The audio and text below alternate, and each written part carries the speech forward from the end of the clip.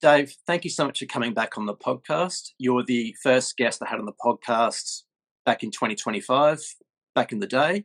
Um, just in case people haven't seen that first podcast that we did together, could you give us a rundown of your health journey? How did you discover carnivore? Sure. Look, first, thanks for having me back on, Todd. I really appreciate it. Um, just to kind of condense it as much as possible, I fell into carnivore from keto. I was doing keto because I was trying to get off a dependency on to alcohol, and I was already also trying to reverse my pre-diabetes. So I was doing keto to try and get a bit of control around those things. And while I was doing keto, I realized that I wasn't having a very good reaction to the veggies that I was consuming. And just some context, prior to doing keto at this point, my diet had been pretty much ultra processed. So I hadn't noticed anything with veggies previously. And yeah, so I started looking around what's going on. And I started to find a lot of carnivores on YouTube, people like Ken Berry talking about how, you know, veggies may not be the best thing that you could be consuming. And he singled out some vegetables that I was eating that were significant irritants to the gut. And so I thought, well, I'm not married to these veggies. I'm only eating them because people tell me that I should be eating them. So I'm going to give them away and see what happens. And so I cut the vegetables out. It was basically just eggs and meat from there on in. And I started doing much better and feeling much better and not being in the bathroom every 2 minutes. And the rest is history. So that was 3.5 years ago now. And in that time, lots of things have improved: energy, sleep, just my weight, of course. The biggest thing for me that changed was the arthritis in my left knee just vanished. And that was about 2 months in. And, for maybe 2 years prior to that, I'd been struggling to walk. And every day I had to walk long distances. And it was just like this grinding pain, So I was limping, looking like this old guy walking up the street. I'm supposed to have all this energy teaching young kids English, and I'm looking like this old, really old, withered guy. And 2 months into carnivore, just vanished, and it was amazing. The pain's gone. I'm moving around like no back pain, no pain in my knee, no nothing. And just took me back to like feeling like I was in high school again. So following that, I just felt like I've got to start talking about this. And that's kind of the genesis of my channel. That's awesome. Well done on your transformation, and your channel is incredible. How many people have you interviewed now on carnivore? I'm not entirely sure because some people have been on more than once, but it's around 1,500 people and it's getting close to 1,600 interviews in total. That's incredible. That's awesome. Mhm. And, the interesting thing about all of those interviews is that there's a pattern, and not everyone has exactly the same problems going into carnivore. Not everyone heals the same things with carnivore, but typically everyone moves in a similar direction. And if you're starting with an issue that's caused by you know crazy blood sugar spikes, insulin, and all this kind of thing, those problems start to go away. You may not cure everything or reverse everything, if we don't want to use the word cure, but um, you start to improve. You start to get better control. The things you thought were, well, this is just chronic, lifelong, I'm stuck with it, this is my life now, those start to get better and often go away. Yeah, it's pretty incredible, and it's just a matter of not adding things into your diet necessarily. It's more kind of what you're taking out that makes all the Mm, difference. right. And, the thing is, we all like, whether it's pro carnivore people or anti carnivore people or people in the middle of the road, these kind of things seem astonishing and almost magical in a way. But when you actually sit back and look at it, it makes complete sense. We're eating more on carnivore in a way that we would have been eating in, I don't know, the 1950s, 1960s. And we start to go back to the health that we had at that time, which was, not being overweight, having energy, being able to focus and things like that. Yeah, exactly. And these days, everyone seems that I just see people all the time. They're exhausted. They're carrying too much body weight. They're getting sicker. Like it's definitely an issue. And it's like this you can't fat shame people anymore. This kind of body positivity movement. It's not really helping. It's not getting to the root cause of the issue. Yeah, and it's one of these things that um, you know I think the when you say fat shaming, that's also one of those things that has been kind of it's a term that's become a little bit engineered. you know so if you just state facts these days, that can be like, well, you're fat shaming. No, no, no, I'm talking about someone who's obese or something like that. I'm not shaming them. I'm talking about some of the issues that might be around obesity or something like that, and people have kind of latched on to, well, if someone's feelings are hurt because of some word that's used, then that's shaming, despite what the intention was. Yeah, exactly. And it's like obesity is a scientific term. It's not meant to be a negative or a derogatory, phrase. Right, right. I think it seems like there used to be like obesity and morbid obesity, but more and more I'm finding that the word morbid is being changed for something else. When I listen to different videos of what people are posting on X, like doctors are posting on X or something, it's like, rather than it being called morbid obesity, it's changed to like severe obesity or kind of very obesity or something like that. It's like there's this kind of sanitization of words because, well, if that hurts people's feelings, we can't say that. And it feels like, well, it shouldn't be about hurting their feelings or not. It should be about stating facts and saying, well, this is not necessarily healthy for you long term. Let's look at what you could do differently that might alleviate the problem. Yeah, exactly. And I think there's no point sugarcoating or trying to avoid the issue. I think everyone's kind of maybe suffering with their health, and I think the closer we can get back to eating real food, that's going to have a positive impact on their health, their energy, sleep, that sort of thing. Right. Yeah, exactly. And, that actually, you mentioned sleep. That's another thing, right? It might not be that someone is overweight or obese because of their diet, right? Their diet might actually be pretty good, but it might be to do with sleep or other issues that they're facing. So it's like we need to be able to talk about diet and everything else in this holistic way so that people understand there are a lot of things that can impact how they feel and how they look and their weight and stuff like that. Yeah, absolutely. And there's going to be other benefits like getting out in the sun, getting natural light. Mhm. Your mental health is going to improve as well. And I think Mm. especially since the COVID lockdowns, like everyone's more aware of mental health as well as an issue like depression, anxiety. I'm just curious, when you went carnivore, did you notice any benefits with your mental health at all? Oh yeah.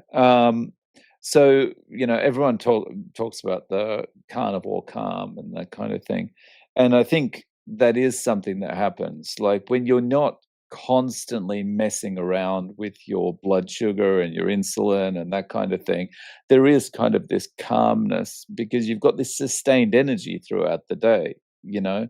Um, and that affects your emotional state and all of that kind of thing. But the best way of explaining how it manifests for me is if you look at a work situation and you imagine, there's say 5 people working in a project team, and there's no particular leader, right? It's just we have to complete this task. And as we're starting to work on the task, there's disagreement about the best way to achieve the goal. And in my prior life, I would have been very like, this is the way we need to achieve the goal, like this is what's going to save the most time, be the most efficient, have the biggest long-term positive outcome, blah blah blah.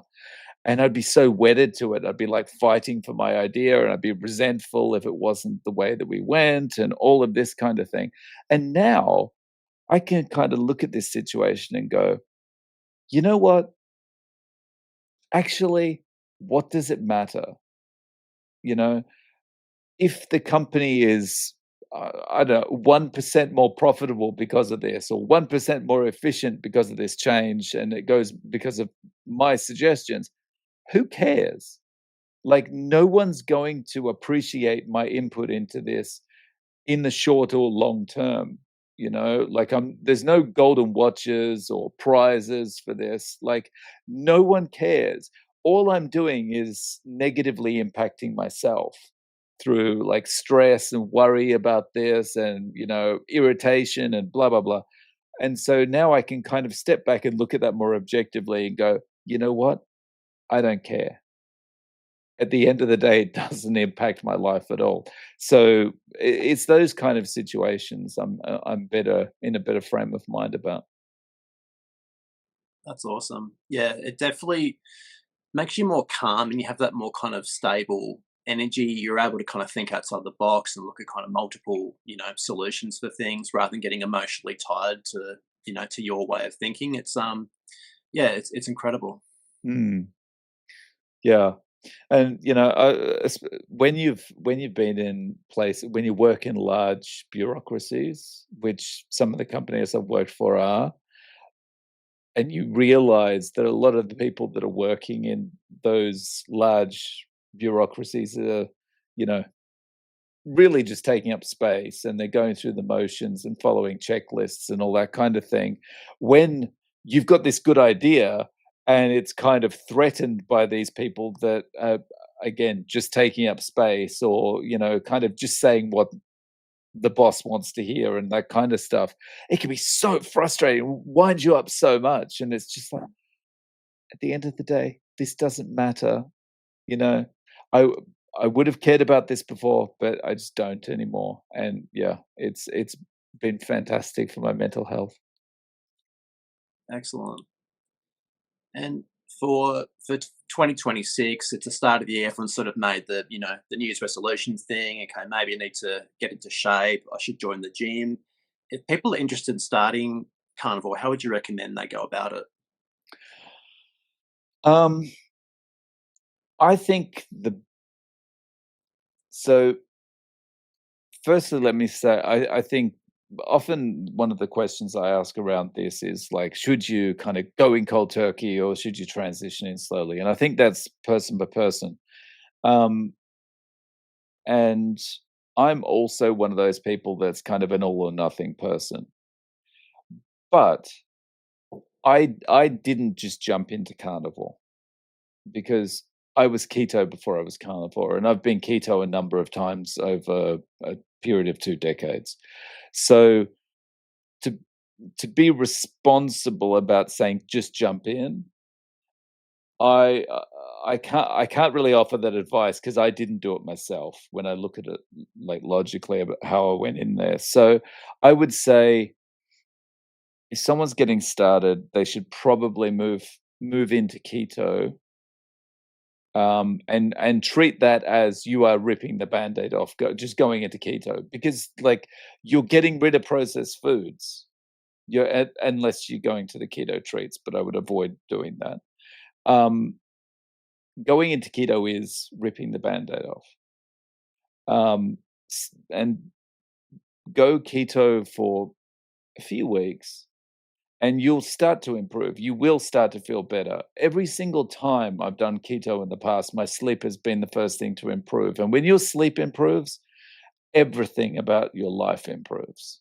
You know, if you're getting 5 hours of broken sleep a night and that suddenly changes to 5 hours of solid sleep a night, everything improves.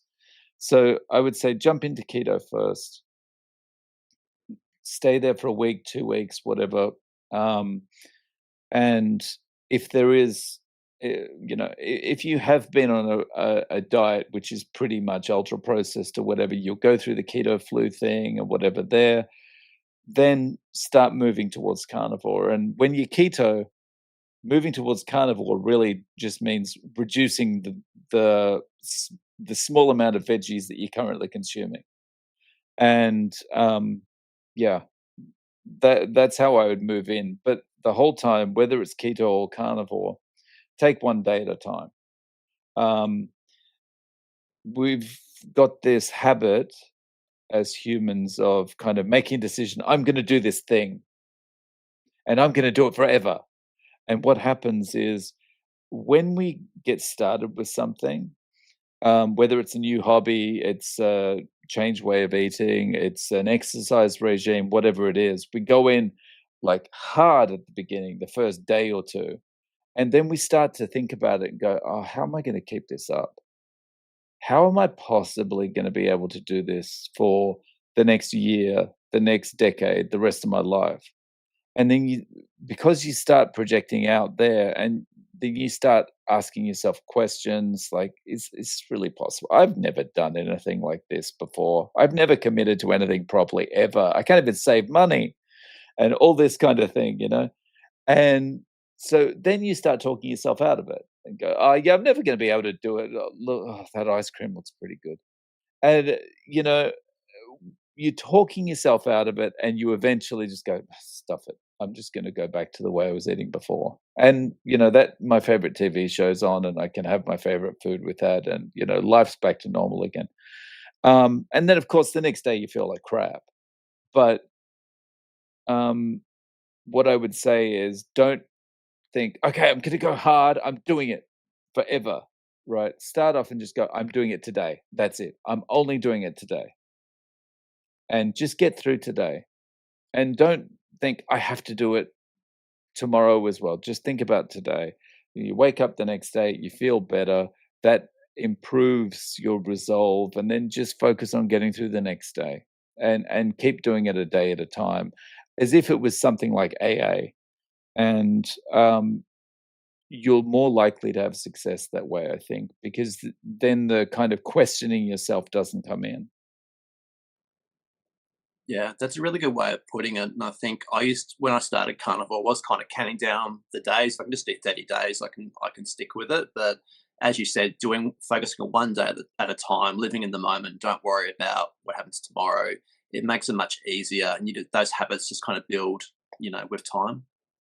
Yeah, I think one thing you just mentioned there is really important way of looking at living in the moment, because I think this is a sickness of humanity.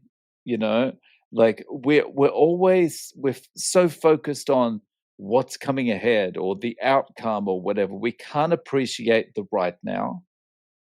Yeah, and there's often lots of memes that go around Facebook and Instagram, about like when you compare a human to a dog, right? Like there's like the picture of a dog, a human on a park bench with their dog sitting next to them, and it's like shows you what each one's thinking about. And like the humans thinking about next week, next year, next when I get this, when I get that, life's gonna be so much better when. And the dog's just thinking everything's perfect because the dog's living in the moment. Mm, Yeah, absolutely. Yeah, it puts things into perspective when you look at it that way. What are yeah. some common mistakes you see people do when they start a carnivore journey? Um, I think one of them is that long-term kind of thinking, but the the next thing would be understanding what a carbohydrate is. Because you see a lot of people kind of they talk about, for example, vegetables and carbohydrates separately, because a lot of people just see ultra processed foods as carbohydrates. Everything else is not. And so, of course, ultra processed foods are, you know, the devil incarnate. Those are the things you should be avoiding like the plague. But that doesn't mean that, you know, a pineapple is not doesn't have a lot of carbohydrates in it, you know, and isn't going to mess with your body. Um, so yeah, I would kind of try and educate yourself as much as possible. Just because it's not ultra processed doesn't mean it's good. It might be better, but it doesn't mean it's good.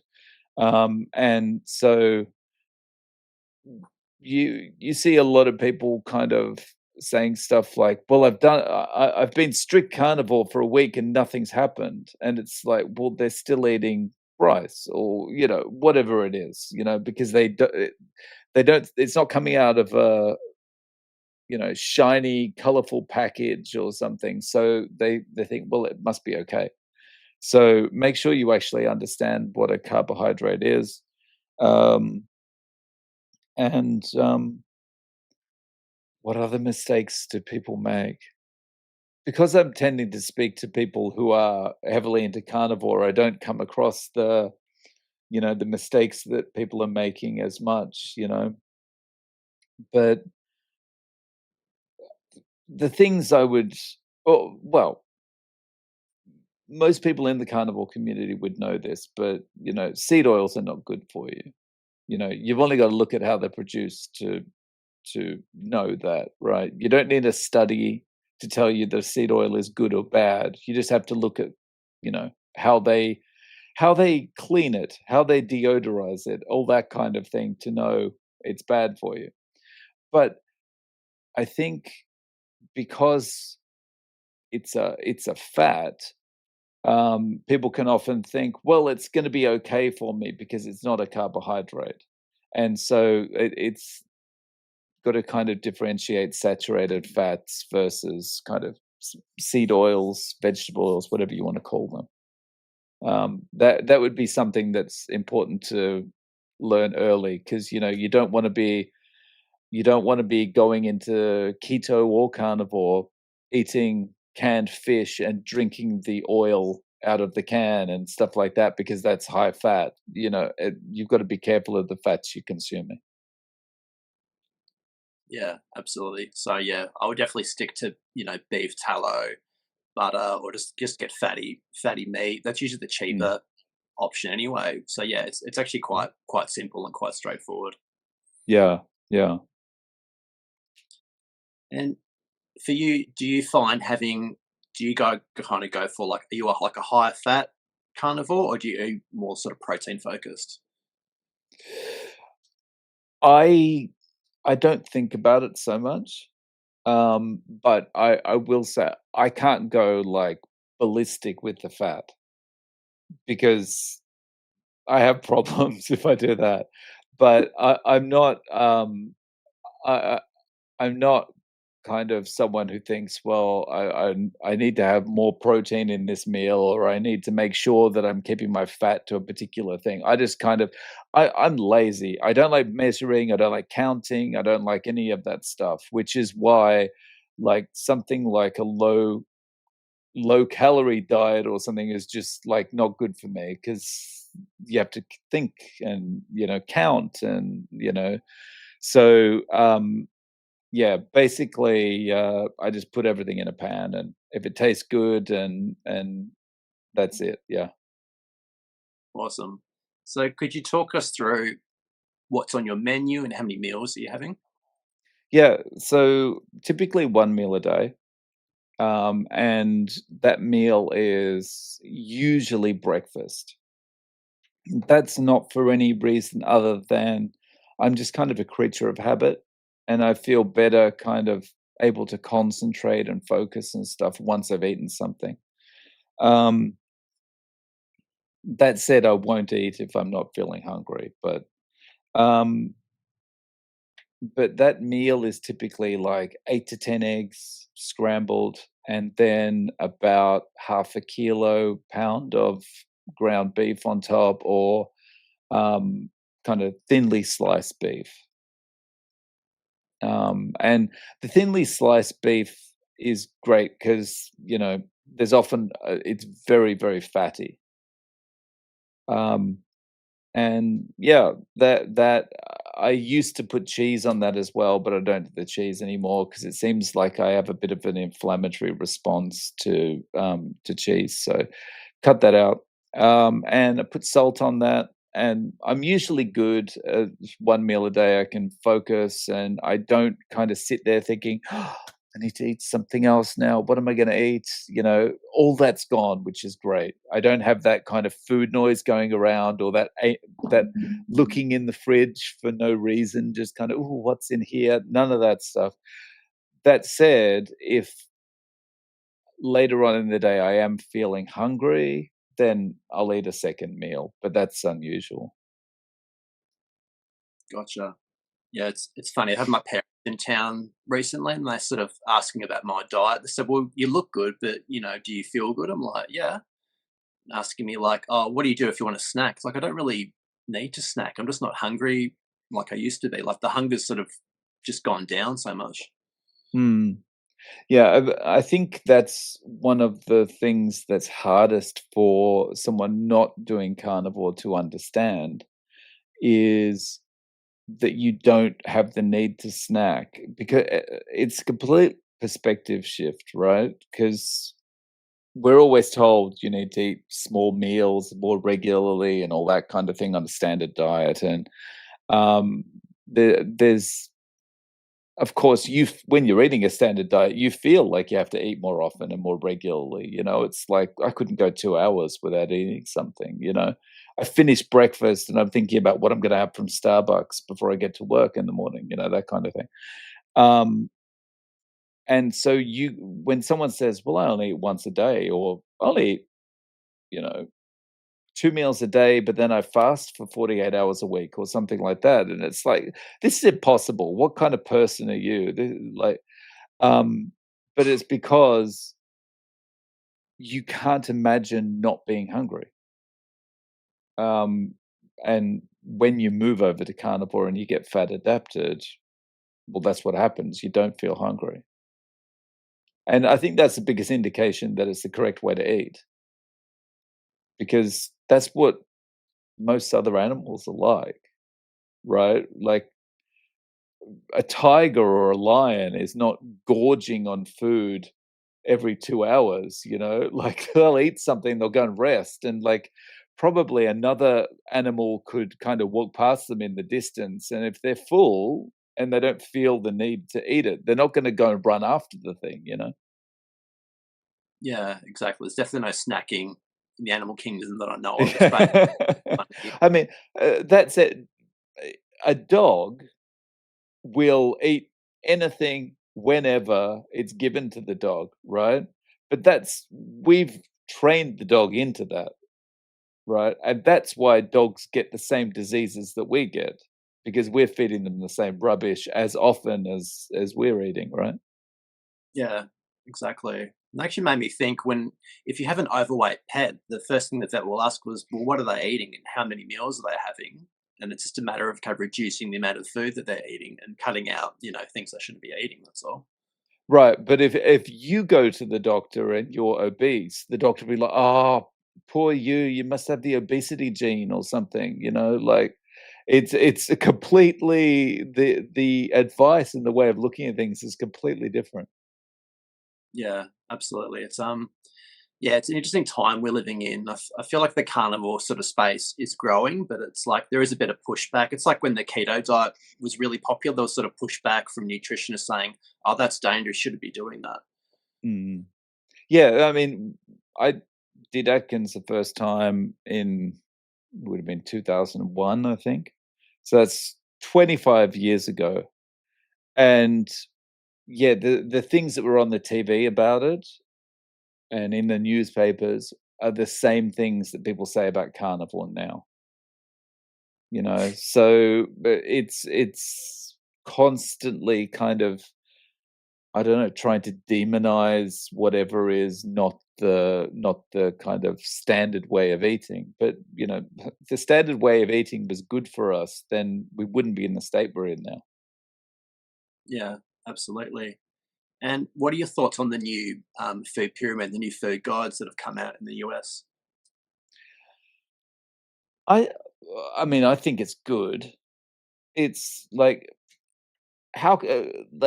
people that are arguing against it, how can they argue against that based on what came before it? Like you can't you can't legitimately sit there and complain about something that contains basically no ultra processed food. It's not recommending any ultra processed food apart from kind of if whole grains that's still ultra processed, but I mean that's a tiny percentage of it rather than the foundation of it like it was before. Um, so I think it's good. It's a step in the right direction. I think the important thing really for those guidelines, though I think there's two important things. The first one is in America, it's going to influence um, the food that's provided to the military, the food that's provided in schools and all that kind of thing, right? Because they have to follow the USDA guidelines. So I think that's important. So it's like where before it was like you're giving them Lunchables or something. I guess they won't be able to give them that kind of thing anymore. Um, and they'll probably save money as a result of that too.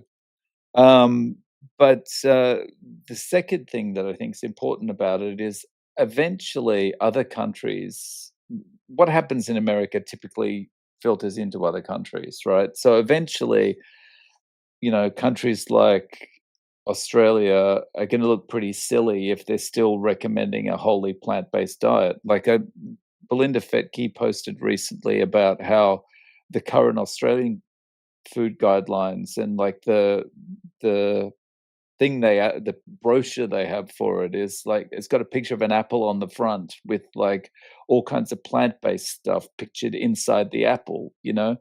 um it kind of looks a little bit silly if we don't update the guidelines, because again, if they worked, why is everyone so sick? And then you can say, oh, well, they're not following the guidelines. And it's like, well, why are they not following the guidelines? You have to you've got to dig a little bit deeper than just say, oh, well, it's just because no one's paying attention to it.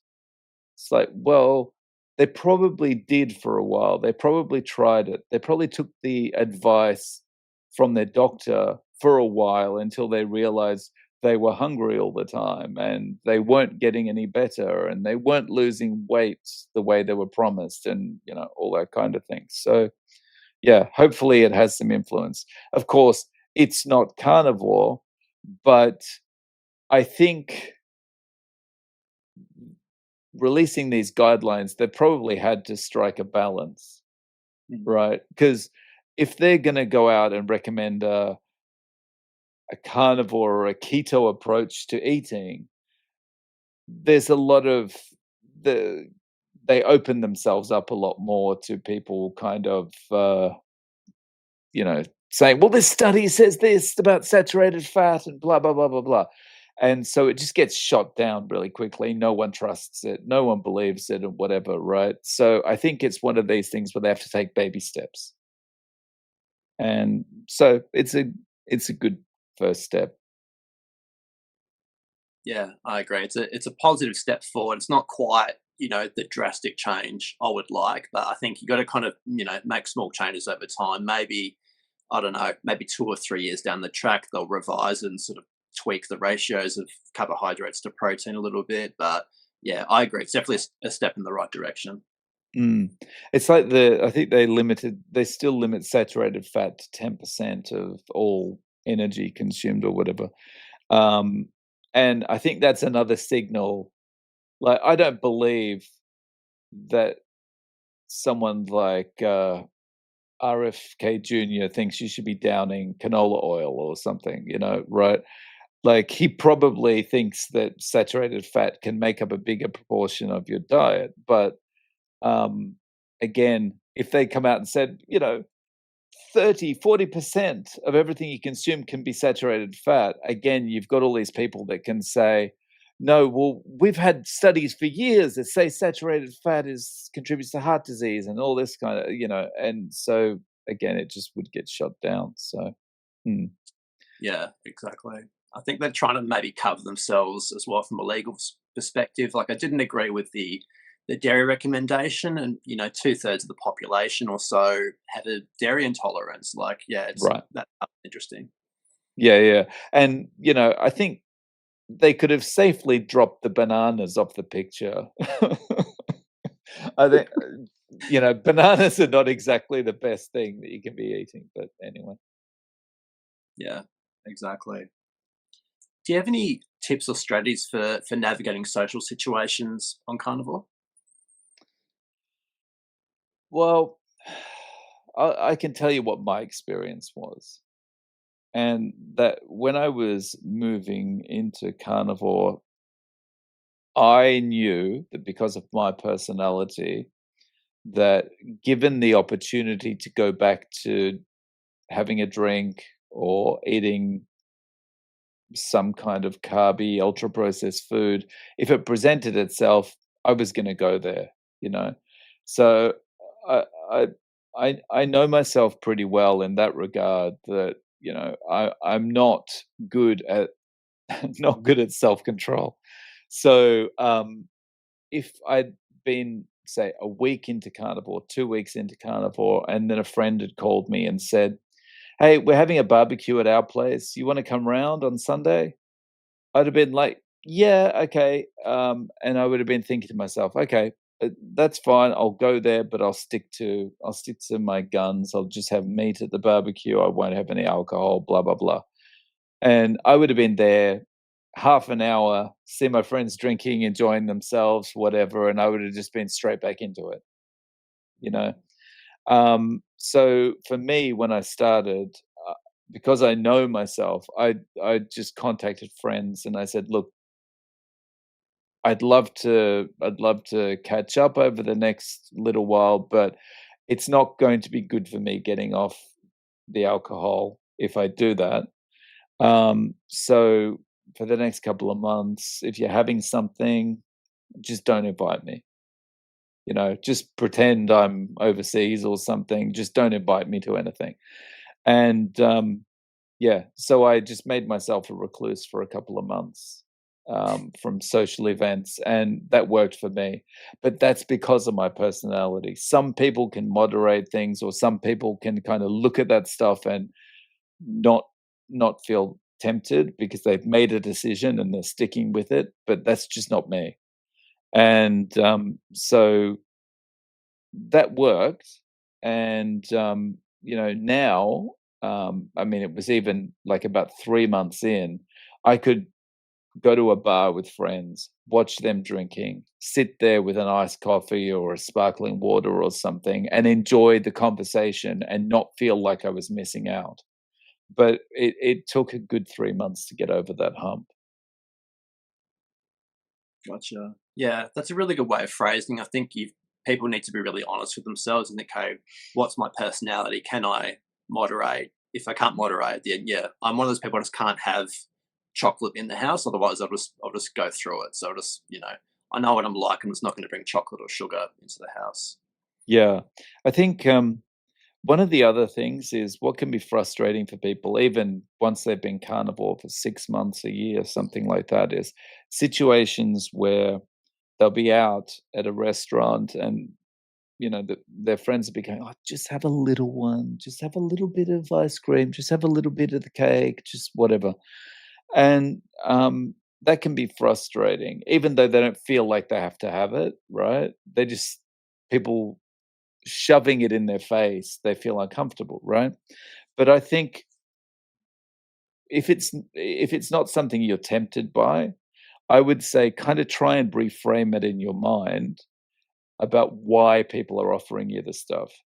And I think what I've tried to do is reframe it as it's not that they're trying to force the food on you. It's that in their mind, they know how they would feel if they saw their friends eating that in front of them and they couldn't, right? And so because they would feel so bad because they're on a regular diet, um, they're projecting that onto you, right? And so as a result, they feel guilty. So them offering it to you, it's like their feeling of like, I feel really bad doing this, like eating this stuff in front of them. They don't understand that you're not phased by it. You're happy to just have their company. But their offering is just kind of like them saying, "No, I don't want to feel bad." So yeah, if you reframe it like that in your mind, it kind of takes the irritation out of it, and it's easier for you to say, "Look, don't worry about it. I'm not. I it doesn't make me feel like I need to eat it. I'm not sitting here white knuckling this. I'm over it now." And just kind of put their guilt to rest, kind of thing. Yeah, exactly. It's funny. I think on some level we're still kind of primitive in some ways. Like human beings, we're kind of like that group dynamic, that kind of tribal aspect. So I guess back in the day, if you weren't kind of joining in the tribal activity, that maybe saw that as a bit of a threat or a bit of a, something that's not quite right there. Yeah, I mean, because even take it out of eating, right? So, like, everyone's at a party dancing and laughing and enjoying themselves, and there's one guy sitting down, kind of just not enjoying the atmosphere. Then you start to feel like, oh, what's wrong? Something happened. I better go and check. All that kind of thing. It's natural, right? Yeah, absolutely. And what are your thoughts on there's been this sort of trend of people that have been on carnivore for a while and they're sort of adding carbs back in, still sort of saying, oh, I'm carnivore, I'm just having some, vegetables, having some potatoes with my meal. What are your thoughts on that? Um,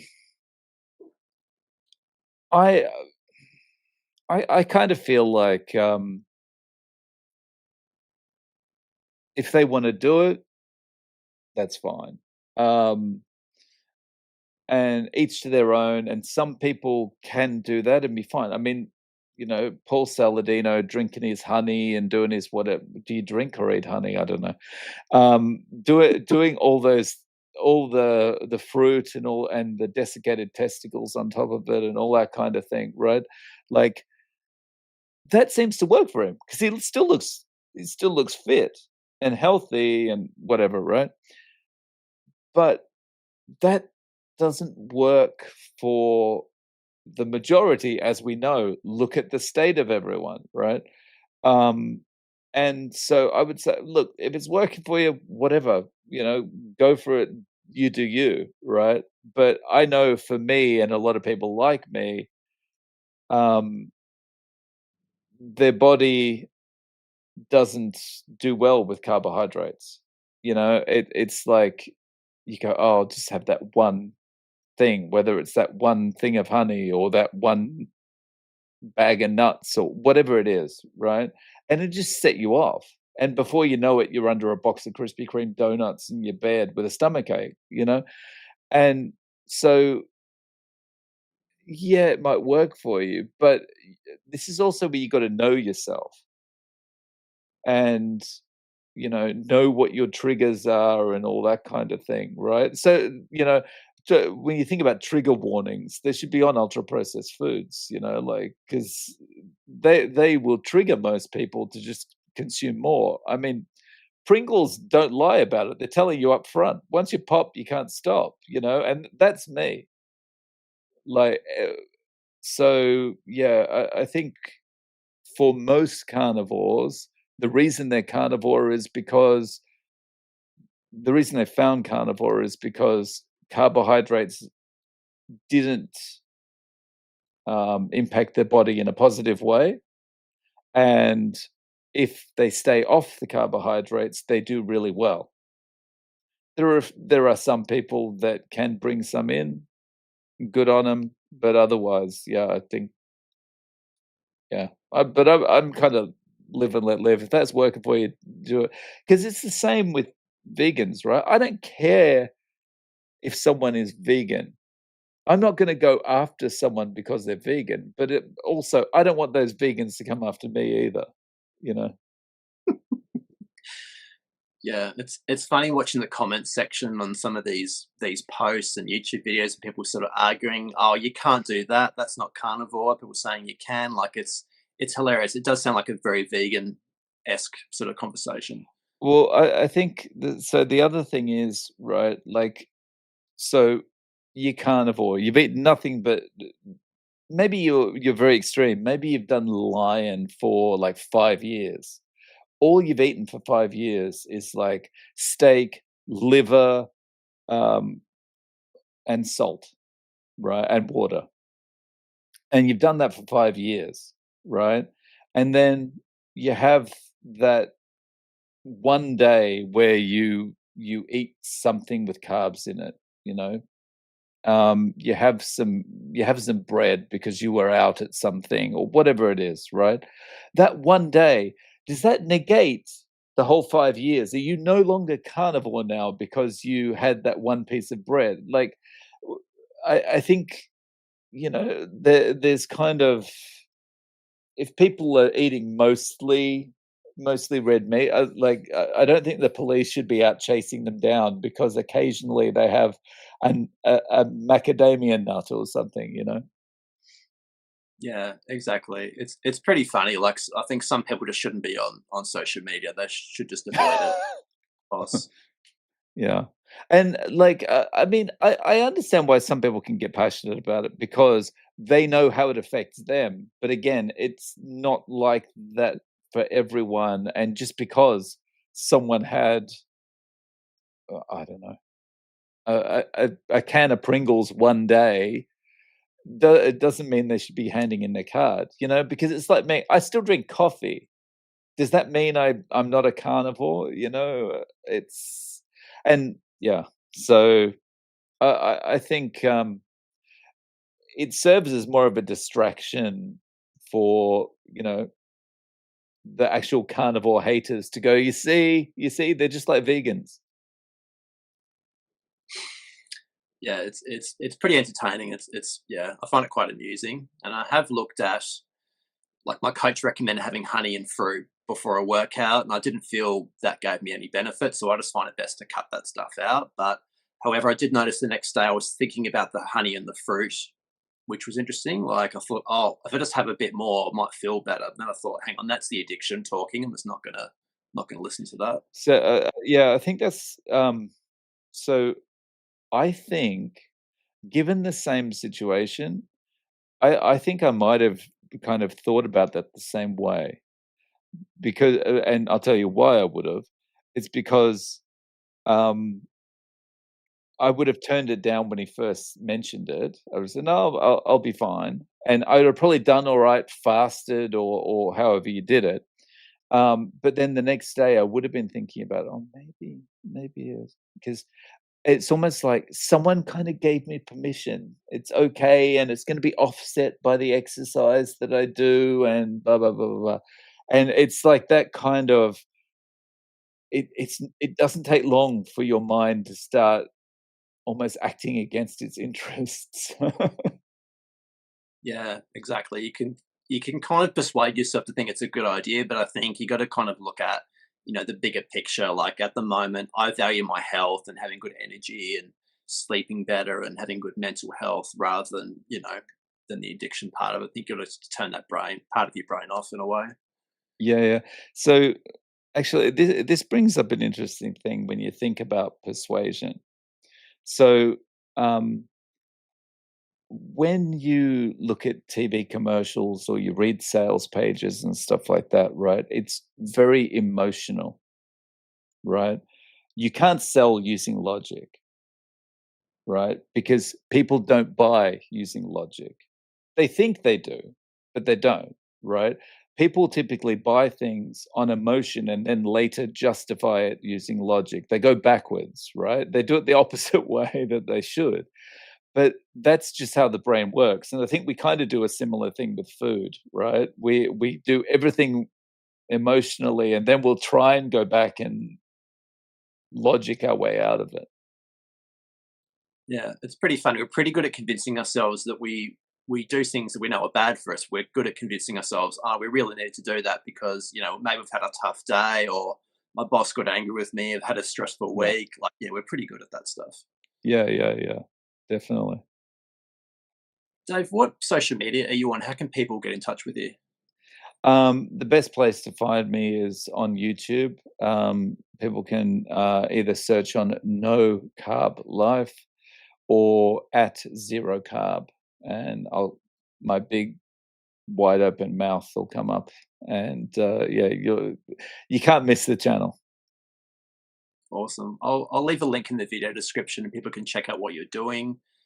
Dave, again, congratulations on your channel, and I really appreciate all the work that you're doing. It's been really inspiring watching your interviews. Cheers! Thank you for having me on again, Todd. Really appreciate it. No worries. Thank you.